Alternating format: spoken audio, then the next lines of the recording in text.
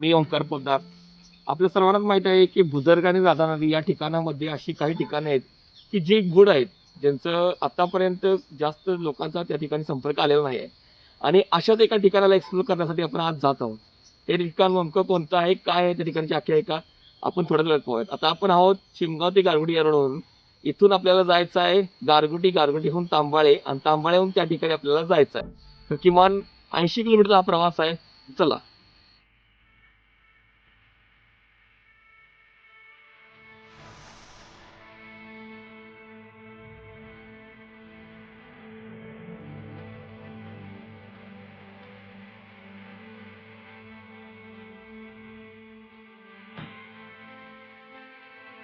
राज्याभिषेकानंतर छत्रपती शिवाजी महाराजांच्या आयुष्यातील सर्वात मोठी मोहीम म्हणजे दक्षिण दिग्विजय.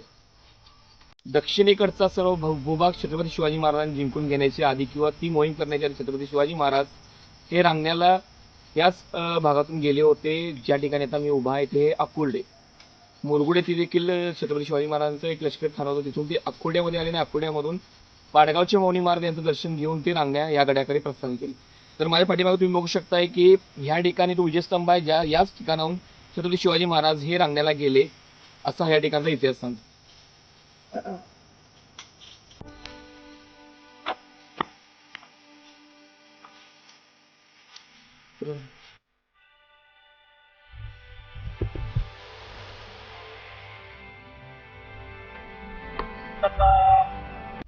नवीन उघडलेल्या दारगुडी आणि गोवा या राज्यमार्गावर या ठिकाणी आहोत. इथून आपल्याला जायचंय पुढे तांबा या ठिकाणी. तांबाच्या ठिकाणापासून जवळच आपल्याला ज्या ठिकाणी जायचंय ते ठिकाण आहे आणि आपण थोड्याच वेळात त्या ठिकाणी पोहोचणार आहोत. माझ्या पाठीमागे जो रोड बघताय तो गारगोडी रोड आहे आणि आता आपण कडगाव पास केलेला आहे आणि काही अंतरावरून आपल्याला तांबाई भेटलेला. तर चला.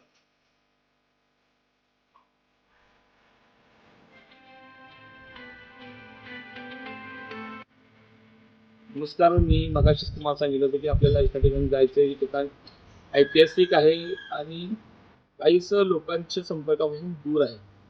पण त्याच ठिकाणच्या खालील बाजूने चापेवाडी या ठिकाणी आलो आहोत आणि चापेवाडीतून आपण जाणार आहोत गोगार्धन या ठिकाणी.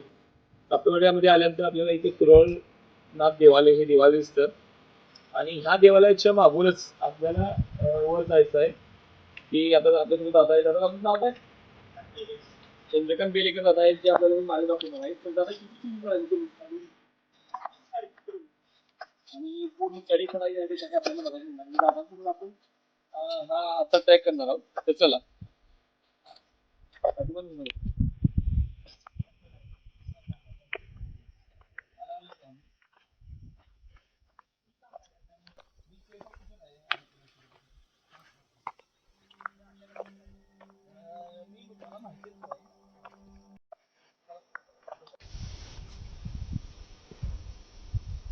मित्रांनो, या इकडे बघू शकता की हा रस्ता जातो, पण आपण आता सध्या शॉर्टकट घेतलेला आहे. या शॉर्टकटवरून आपण आता वर जाणार आहोत.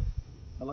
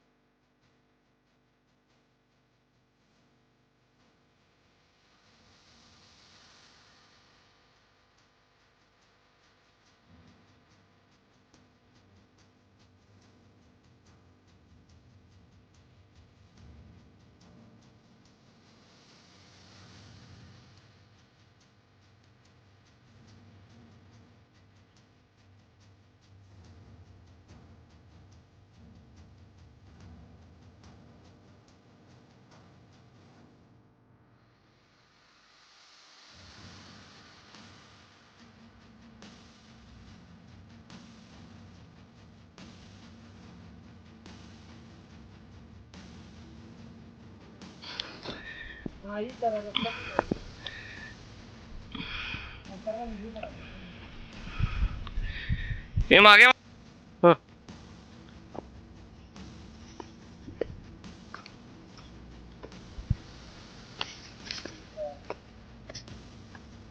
मित्रांनो बघू शकताय की ते घनदाटचं जंगल आहे आणि या जंगलाच्या मधूनच आपण लोकांना या ठिकाणी येतोय. शक्यतो स्थानिक नागरिकांना किंवा लोकांना या ठिकाणी घेऊनच तुम्ही या ठिकाणी प्रवेश करा, कारण की दुर्गम झाडी आहे आणि काही वेळ असतात काही चान्सेस असतात, त्यामुळे आपण या ठिकाणावर येण्यासाठी स्थानिक लोकांची मदत घेतली तरी पण चांगली.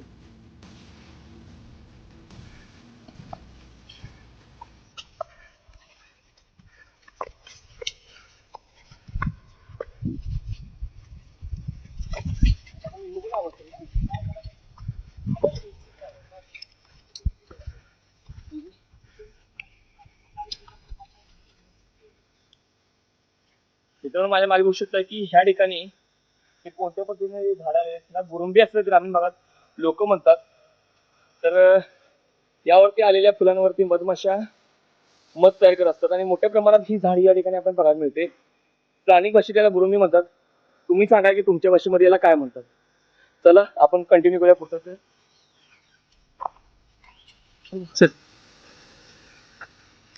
तर माझ्यासोबत आलेले दादा मग सांगितलं दादा मुख्य जरा ओळख करून द्या.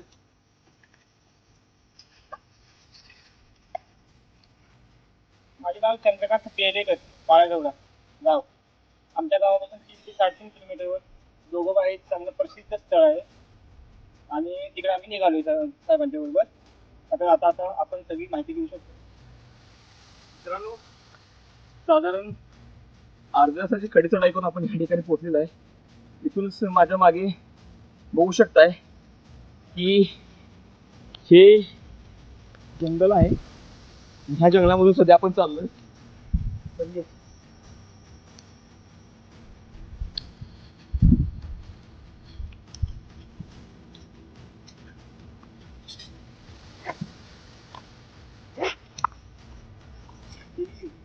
मगाशी आपण बघितली होती ही बघा बुरुंबीची फुलं. यामध्ये मध मोठ्या प्रमाणात असल्यामुळे मधमाशा या ठिकाणचा मध गोळा करून मध तयार करतात. म्हणजे आपल्या जंगलामध्ये रामेटा म्हणून आपल्या भाषेत गावठी भाषेमध्ये याला रामेटा म्हणतात. म्हणजे जर आपण हातात काठी घेतली याची तोडून तर आपला हात सुजू शकतो. याचा एक आमच्याकडे याचा एक गावठी म्हणजे याचा उपयोग म्हणजे फक्त शेतामध्ये जर एखादा रोग पडला तर ह्याचे पाला चेचायचा आणि तो शेतावर फिरवायचा किंवा हे ढाळे फिरवायचं, एवढाच याचं काम होते. किंवा मग आपण इतर गोट्या बिट्या सुद्धा फिरवू शकतो. तर याला तर आपण याला हात लावू शकत नाही, रेग्युलर हात लावू शकत नाही. असं हे झाड आहे, याचं नाव आहे रामेटा. तर मित्रांनो जंगलामध्ये जाताना काळजी घ्यायची या, कारण की आपल्याला काय माहिती असतं की मी जितकी जी काठी सरळ म्हणून घ्यायचा प्रयत्न केला होता पण दादा म्हणले की त्याला हात लावू नका, ती या पद्धतीने आहे. तर मित्रांनो जंगलात फिरताना या छोट्या छोट्या गोष्टींची काळजी घेतली पाहिजे. त्यासाठी स्थानिक व्यक्तींना सोबत घेऊन या ठिकाणी आलेले कधी चांगलं.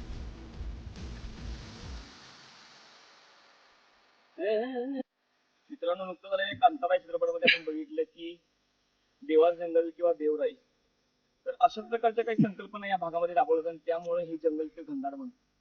त्याला कुठेही मनुष्याचा स्पर्श नाही आहे, या ठिकाणी कुठलीही जंगल तोड नाही आहे. हे फक्त या देवाच्या वासामुळे किंवा देवाचं जंगल ह्या संकल्पनेमुळेच ही जंगल, कोकणातील जंगल या ठिकाणी टिकून जातात आणि हेच या जंगलाचं वैशिष्ट्य.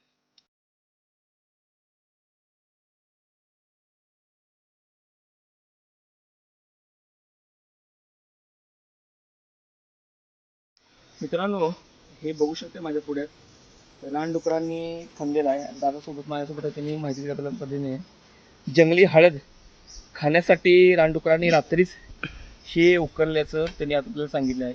त्या जंगलामध्ये मित्रांनो पाहू शकता की आपण जंगल वाटेने ह्या ठिकाणी आलो आहोत आणि ह्या ठिकाणी खडी वाट आहे जी जोगातोंडाच्या वरच्या पठारावरती आपल्याला घेऊन जाणार आहे. ह्या माझ्या पाठीमागे बघू शकता की कुठल्या ह्या पद्धतीने खडी चढायची वाट आहे. ही संपूर्णपणे खडी चढायची वाट आपल्याला एक अर्धा चढून ह्या ठिकाणी यावं लागणार आहे आणि या खडी चढायच्या वाटेनंतर आपला त्या पठारावर जाणं होणार आहे. सुमारे 1.5 ते 2 तासाची खडी चढाई करून आपण हा माझ्या मागे संपूर्ण जो भाग होऊ शकताय तो संपूर्ण भाग जो आहे तो पठारी प्रदेश आणि खाली आपण जिथून आले ती खूप मोठी चढाईची वाट आहे, चढणीची वाट आहे. मागे बघू शकताय की संपूर्णपणे सह्याद्रीचं तुम्हाला या ठिकाणी विहंगम दृश्य त्या ठिकाणी दिसेल आणि ह्या ठिकाणी काही अंतरावरतीच ते पठार आहे ज्या ठिकाणी आपण आता जाणार आहोत. तर चला, ही बघा ही चढणीची वाट आणि खाली बघू शकताय हा पूर्ण कोकण प्रदेश, कोकणातला सगळा भाग. काही वेळापूर्वीच या ठिकाणाहून गवा गेलेला आहे असं आमचे गाईड मित्र यांनी सांगितले. बघू शकता गाईड असे. मित्रांनो, हे बघू शकता की कुरणी प्रदेशात हा पूर्ण डिस्ट्रॉय झालेला भाग दिसतो या ठिकाणी. तर या ठिकाणी एखादा मोठा गवा बसलेला असावा असं त्यांचं म्हणणं आहे.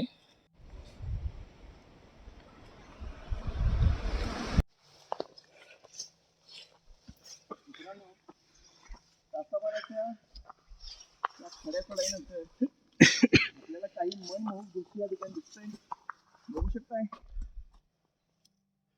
केरळ आणि कर्नाटकच्या कॉफी बागांमध्ये आल्यासारखे दृश्य या ठिकाणी तुम्हाला बघायला मिळते. आणि आपला चालणारा पूर्ण थकवा या ठिकाणी यायला निघून जातो. वर पाहू शकताय आपल्याला त्या ठिकाणी जायचं आहे, ज्या ठिकाणी आहे ते ठिकाण म्हणजे जोगाधोंडा. चला.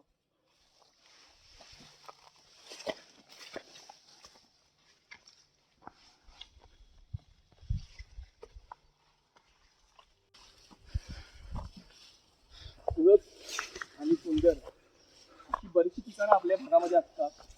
आणि ज्या ठिकाणांना आपण काही वेळा भेट द्यायचं राहून जातो किंवा आपण तिकडून पोचत नाही.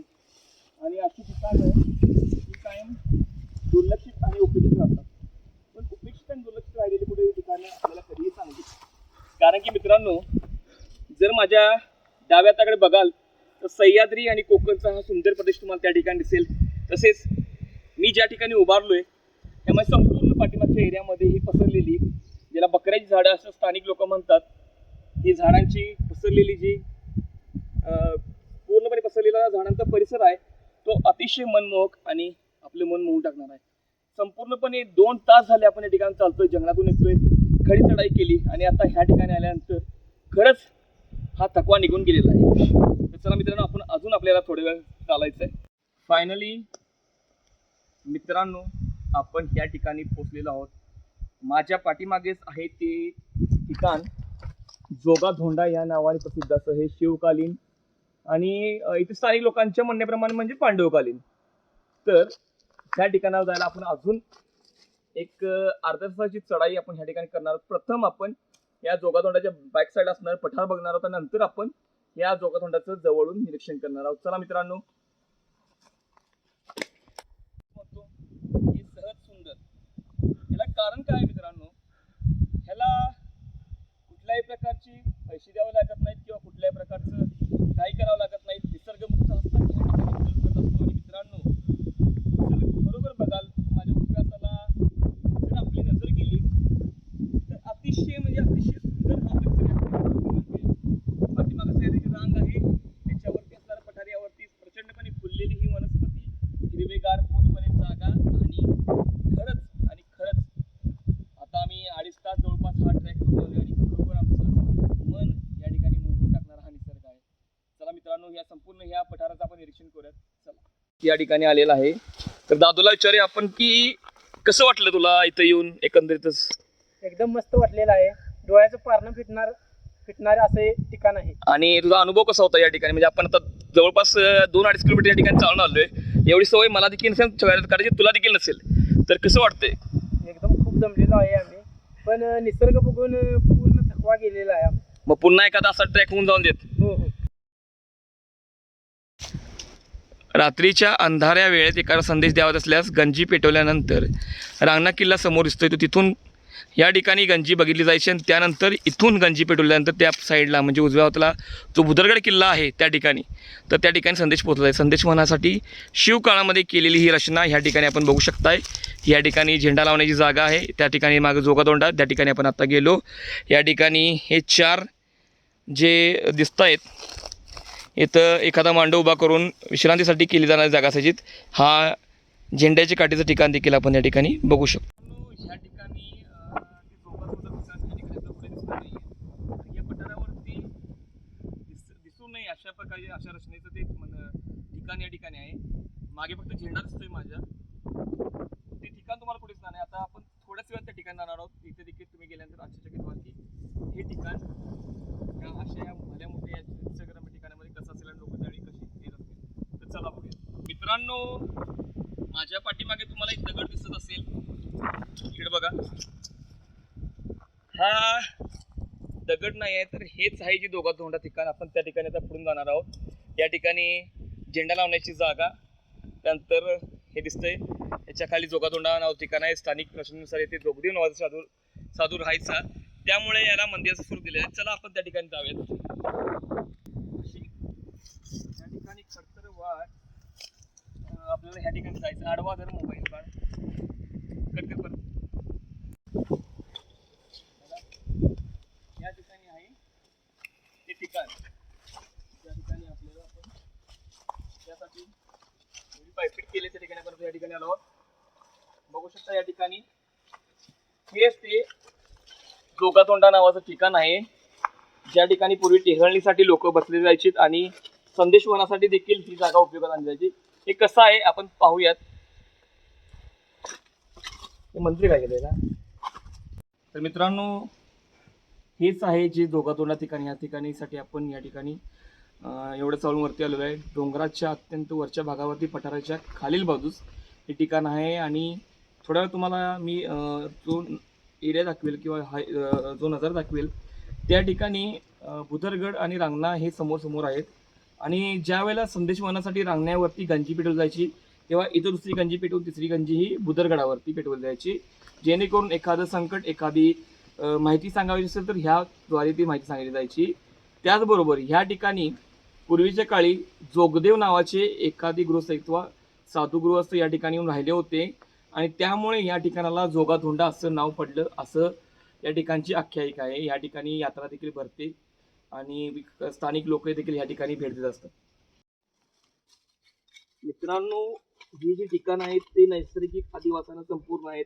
मी मगाशी सांगितल्या पद्धतीने या ठिकाणी देवाचा अधिवास होता म्हणून या ठिकाणी लोक येत असतात. पण कृपा करून ह्या नैसर्गिक ठिकाणी हा कचरा करू नका.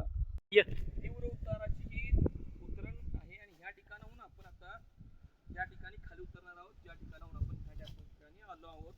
बघू शकता किती तीव्र चढायची उताराची. चला मित्रांनो, स्टेट होऊन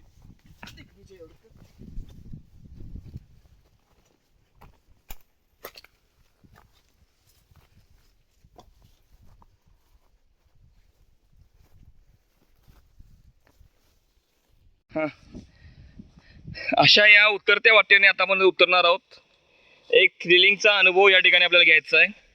मगाशी आपण त्या वाटेने चढून आलो होतो, त्या वाटेने देखील आपल्याला जाता येतं. तिथून जाणारा लागणारा वेळ खूप आहे, त्यामुळे आम्ही अशा ह्या उतरत्या आणि निसरड्या वाटेवरून खाली जाणार आहोत. सर्वांनी काळजी घ्यायची आहे, जोखीम पत्करायची नाही आहे. सोबत जर आपल्या गावातील रहिवासी असतील तर ते तुम्हाला सही सलामत सुखरूप त्या ठिकाणी येतील.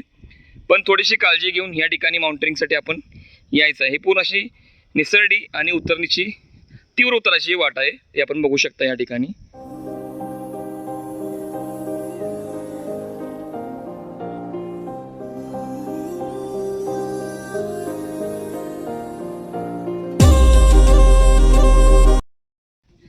बघू शकताय या अशा तीव्र उताराच्या वाटेवर आपण खाली चाललेलो आहोत. जिथे आमचे सहकारी चालत आहेत त्या ठिकाणी दगड आहेत आणि निसरड देखील आहे. येताना आपण योग्य त्या प्रकारचे शूज, हातामध्ये काठी आधारासाठी घेऊनच या ठिकाणी यायचं आहे. पूर्णपणे काळजी घ्यायची आहे. तीव्र उताराचे ही उतरण ह्या ठिकाणी आता आपण उतरणार आहोत आणि आपण ह्या ठिकाणाहून वरती आलो होतो. इथे निघत जाण्याची वाट आहे, पण जाण्यास लागणारा कालावधी जास्त आहे. तर आपण ह्या ठिकाणाहून चला खाली उतरतो. तर चला मित्रांनो.